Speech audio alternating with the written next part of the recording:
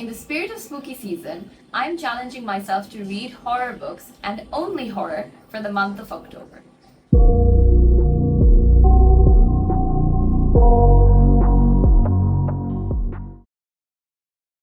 This is completely outside of my comfort zone.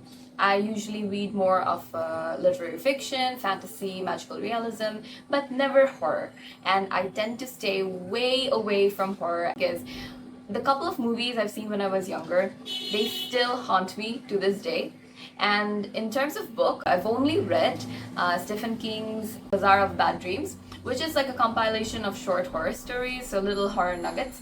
And those weren't scary, but they did intrigue me a little. For this challenge, I'm giving myself a wide range of books from different authors. There are so many different horror subgenres. It was a little tricky deciding which books I'd want to read. But I've kept a good mix of haunted house, ghost, paranormal, possession, gothic fiction. There are some slashers and splatterpunk in there as well. I watched hours of recommendation videos and read so many reviews in order to determine quite a lengthy list of books that I'd want to read. It is, to be fair, a very unrealistic TBR, I think, but it is strategic. I am a mood reader and I have no idea how these books will make me feel.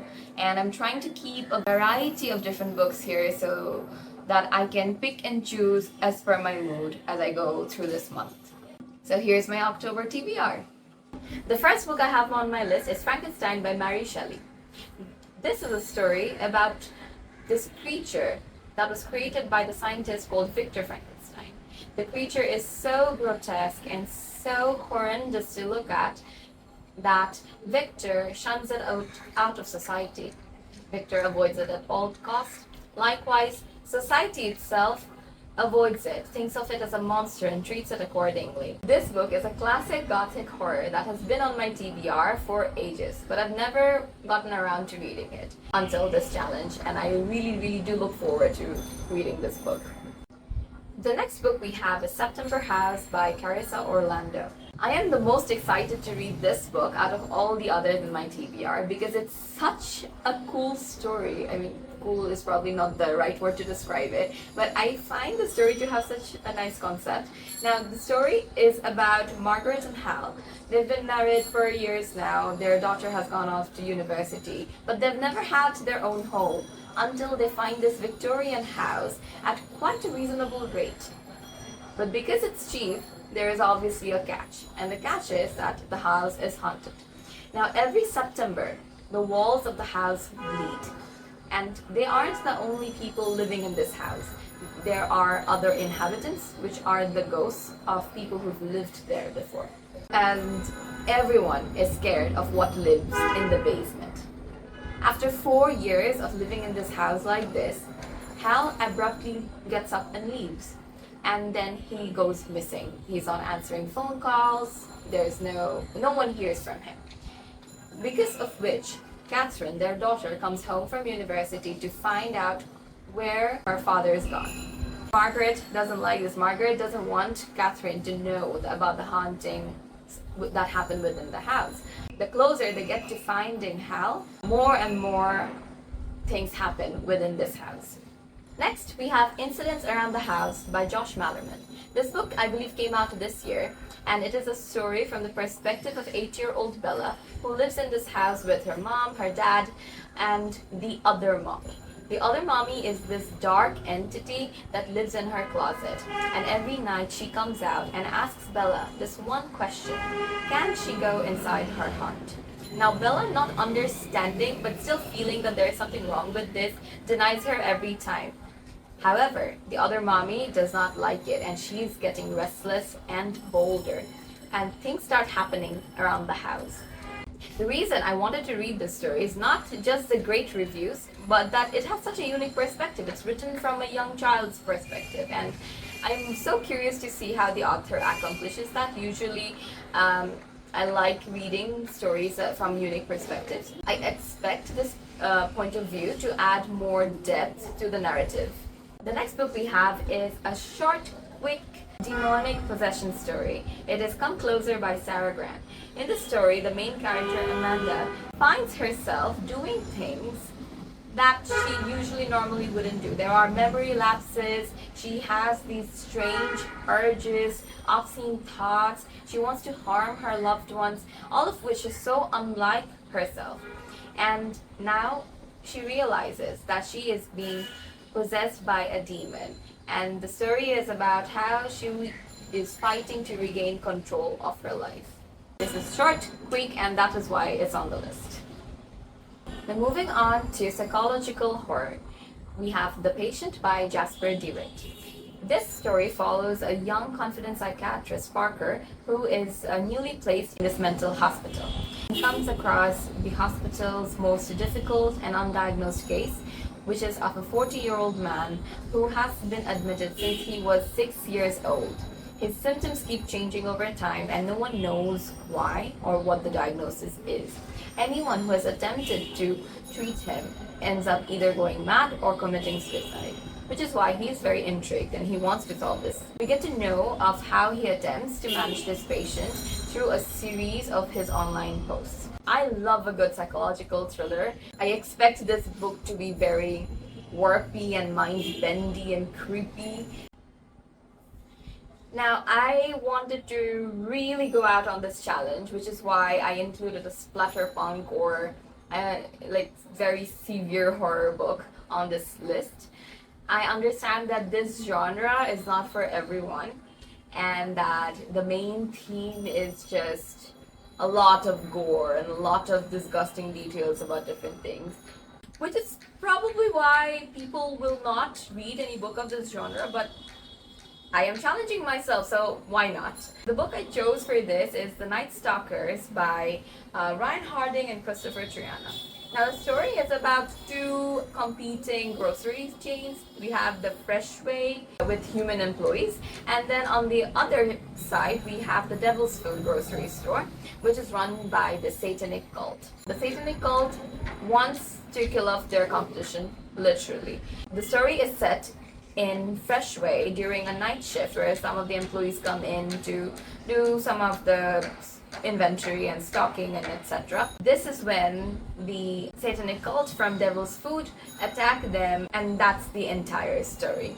There are so many trigger warnings in this book. Like, they did not leave out anything. It will probably be very horrifying reading this book. Yet I'm quite interested, mostly because of the narrative style. I understand it's a little comedic, it's a little humorous, so that would be fun to read. And I want to read out a little bit of the blurb, which made me really interested in this book. Armed with hatchets, knives, and maces and motorcycles, they enter the store and start picking off their victims in the most ghastly and depraved ways possible. The Freshway's only chance of survival is to fight, and this leads to a bloody battle royale of crazed cashiers, knife-wielding demo ladies, brutal butchers, and teenage clerks determined to make their favorite death metal albums come true. Like, the writing style sounds very comedic, and I'm hoping to get a couple laughs from it. Let's see what happens. Speaking of bloody murders, let's talk about the slasher subgenre. Now, I'm not a fan of slasher at all. I think it's not entertaining at all. The characters are usually quite dumb and they end up getting themselves killed. But in the spirit of this challenge, I decided to also include at least one slasher in my reading. And for this, I have 4 options. First, we have the classic Psycho by Robert Bloch. I think that's how you pronounce his name. Now, I have chosen this book in order to get that raw, authentic slasher vibes. I understand it's also a very popular movie. There's a character, Mary Crane, who is traveling and is in need of some rest. So she checks into this motel, the Bates Motel, for the night. Now the manager, he looks okay, he seems like a decent guy, but there is something odd about him. And that's all I know, and that's all I want to know. I think I nearly got spoiled when I was doing the research, but if I do end up reading this book, I do not want to recall any of the movie scenes or know how the story goes and how it ends. The next option is In the Miso Soup by Ryo Murakami. I love Japanese literature, so when I came across this, it's not a surprise that I added this to my TBR. I think it would be a nice change of space because of the setting and the storyline. And the story is about an American tourist who hires Kenji to take him around Tokyo's sleazy nightlife. But the more Kenji interacts with Frank, he realizes that Frank is probably the serial killer who is terrorizing the city. I've never read any of Ryo Murakami's work before, but it sounds like he writes very weird stories, which also intrigues. The third option that we have is Pearl by Josh Malerman. And the reason I picked up this story is because the murderer here is a pig called Pearl. I know, that's very weird and interesting. Now, the story is set in a farm, and the farmer's grandson ends up violently committing this senseless act of murder where he kills a pig. And it's just very odd for some reason, and the villagers are very concerned. But turns out that the grandson did not do this out of his own accord, but rather he heard a voice telling him to do so. And it is the voice of the pig called Pearl. So Pearl is committing these murders by controlling the human mind. And the final option is Witching Hour Theater by Jonathan Janz. The reason I chose this is because it's a very short, fast-paced book. And if I just want to dip my toes in the slasher genre, this is probably the book that I'll be picking up. Set in a cinema, an all-night triple feature of horror movies is going to happen. There are a lot of moviegoers watching it, and our protagonist, Larry, is having such a good time. He doesn't really notice the slowly dwindling number of moviegoers. However, when the third feature starts, he notices that the strange shadowy person sitting in the back is gradually getting closer to him. The number of people in the audience is also decreasing, and the movie is just getting stranger and stranger.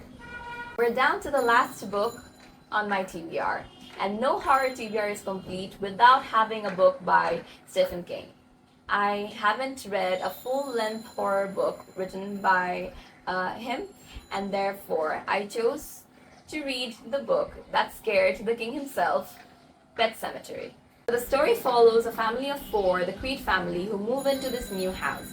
Behind their house, there is the neighborhood pet cemetery where children have buried their pets.